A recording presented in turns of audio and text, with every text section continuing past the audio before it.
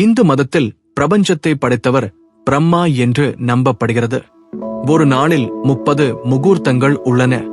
இரவின் கடைசி முகூர்த்தம் பிரம்ம முகூர்த்தம். இந்த நேரத்தில் சரஸ்வதியும் பிரம்மாவும் தங்கள் பக்தர்களை ஆசிர்வதிப்பதாக கூறப்படுகிறது.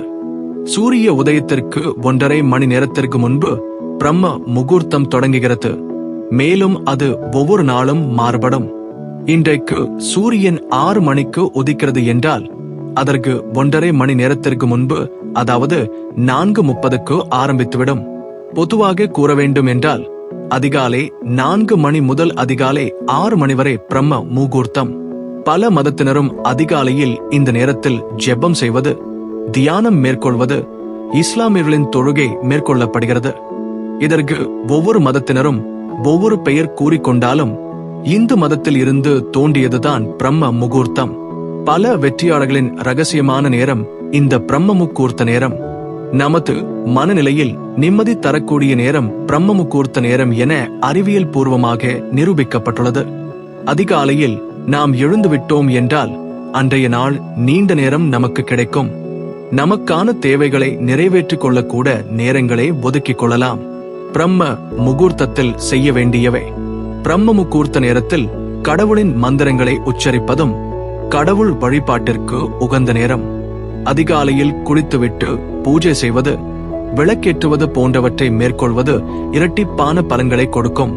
பிரம்ம முகூர்த்த நேரத்தில் வெட்ட வெளியான பகுதியில் அமர்ந்து இயற்கையான காற்றை சுவாசித்து தியானம் செய்வதன் மூலம் பல உடல் ஆரோக்கிய நன்மைகள் நமக்கு கிடைக்கிறது. பிரம்ம முகூர்த்த நேரத்தில் நமது உடல் புதுப்பிக்கப்படுகிறது. புத்தகம் படித்தல் மற்றும் இன்றைய நாளுக்கான தீர்மானங்களை திட்டம் போடுவதற்கும் பிரம்ம முகூர்த்த நேரத்தை பயன்படுத்திக் கொள்ளலாம். பிரபஞ்ச ஆற்றல் அதிகமாக கிடைக்கக்கூடிய நேரம் பிரம்ம முகூர்த்த நேரம். பிரம்ம முகூர்த்த நேரத்தில் நாம் செய்யும் செயல்களின் பலன்கள் இரட்டிப்பாகவும் விரைவிலும் நமக்கு வந்து சேரும். உங்கள் ஆசைகள் எதுவாயினும் பிரம்ம முகூர்த்த நேரத்தில் தொடர்ந்து ஜெபிக்கும் போது விரைவில் நடக்கும்.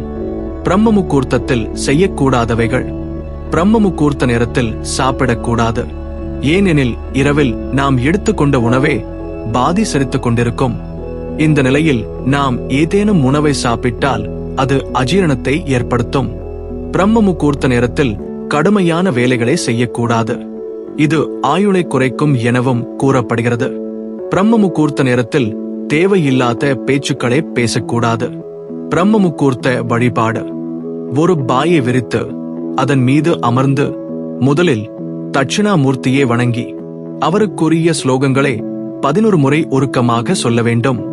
விளக்கு ஏற்றும் போது சொல்ல வேண்டிய ஸ்லோகத்தை 3 முறை ஜபித்து பிறகு தீபத்தை ஏற்ற வேண்டும். இந்த மந்திரங்களை சொல்லிவிட்டு திருமணம், குழந்தை, வேலை, படிப்பு, பொருளாதார பிரச்சனை, எந்த காரியம் நிறைவேற வேண்டுமோ அதை மனதார வேண்டிக் கொள்ள வேண்டும். இவ்வாறு தினமும் தொடர்ந்து விளக்கேற்றி மந்திரங்களை சொல்லி வேண்டி வந்தால் ஒரே வாரத்தில் கூட உங்கள் வேண்டுதல்கள் நிறைவேறும்.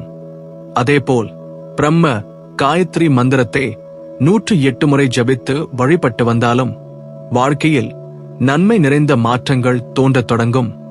லட்சுமி கடாட்சம் பெருகி செல்வம் சேரவும், மனம் தெளிவடைந்து ஆற்றல் அதிகரிக்கவும் பிரபஞ்ச சக்தியும் தெய்வ சக்தியும் நிறைந்த பிரம்ம முகூர்த்த நேரத்தை பயன்படுத்தி உங்கள் ஆசைகளை நிறைவேற்றிக் கொள்ளுங்கள்.